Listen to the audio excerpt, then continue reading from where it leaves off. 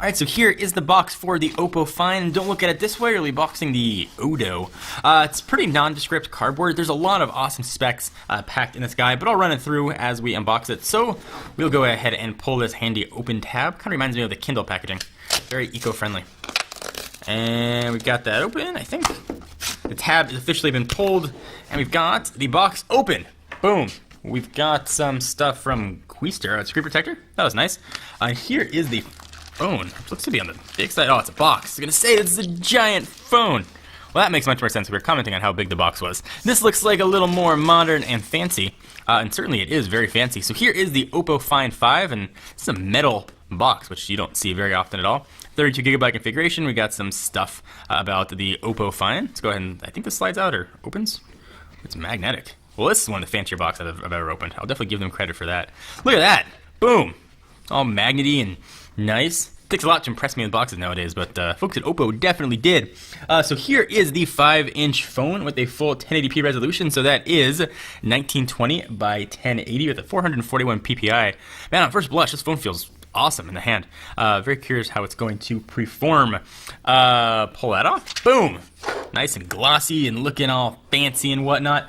So it is an IPS screen with a full lamination technology. It's OGS. It is running Android, though I'm not sure what version this is shipping with.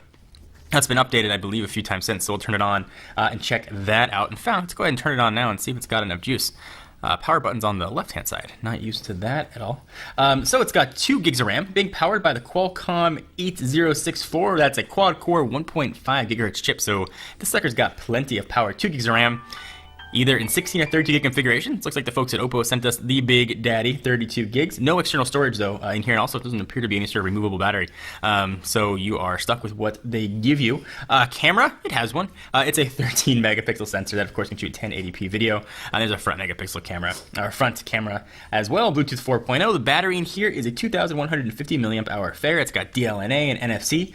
From a height standpoint, it is 5.58 inches, or 141.8 millimeters, by 2.71 inches by 68.8, and 0.35 inches, or 8.86 millimeters, and it weighs 5.82 ounces, or 165 grams. We'll say the screen looks really nice.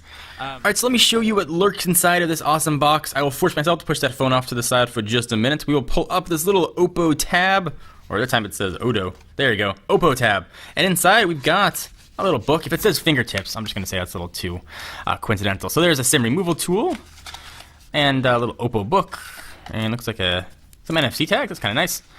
So just a little bit of information on the phone. We've got a very familiar looking wallwart, a little white guy. It says, I gotta make sure I show that right, Oppo. And then there's where your plug goes. We've got a cord. This is just standard micro USB. And we've got some headphones. So it's actually pretty nice looking headphones. Pull them out there. You can see what they look like with a microphone and volume up and down on them. Push them back. And that is all you're going to have in the box. Now back to the phone. That's how we unlock it. Appears to be that way. So the tour here on the bottom, we've got 3 capacitive buttons here. We've got a menu button, we've got a home button, and we've got a back button for going back. On the left-hand side is where your SIM card is going to live. It appears to be micro SIM. We've got your power button and lock screen button. We've got a very nicely defined volume up and down there on the right-hand side. On the top, 3.5 millimeter headset jack. The back here feels like it is plastic, but almost has a metal feel to it. And then there is your micro USB charging port and noise canceling microphone. So let's see what version of Android we are running here. It looks to be a relatively skinned version. Go ahead and go into what I believe is settings. And let's see what we got about the phone. Let's see what we are running here. Oh, it's sort of a nice screen that'll show you everything about the phone. So there's the model number, Android version 4.1.1. Hopefully we'll see an update to 4.1.2 by the time it gets connected to Wi-Fi and everything. Overall, this is a really pretty phone. Let's take a look at some of the applications that are built into it. I can certainly see what the UI looks like. Doesn't look like they did much from getting away from stock Android as far as additional applications. Let's see what they did from the widget standpoint here. If I long press, see if I get any widget options. Go home. There we go.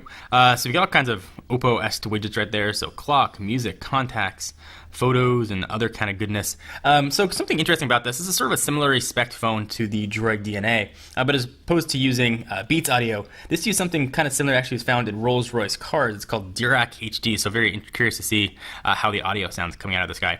This has been a very first look at the Oppo Find 5. Of course, we'll do a full review and let you guys know what we think about this phone, but on first blush, it feels really substantial and definitely has a premium feel to it. Anything you guys want to see, though, be sure to let us know and leave your comments down below. I'm John Ranger from Techno Buffalo. Please give this video a thumbs up. We'd most definitely appreciate it. We'll see you in the next video. Bye-bye.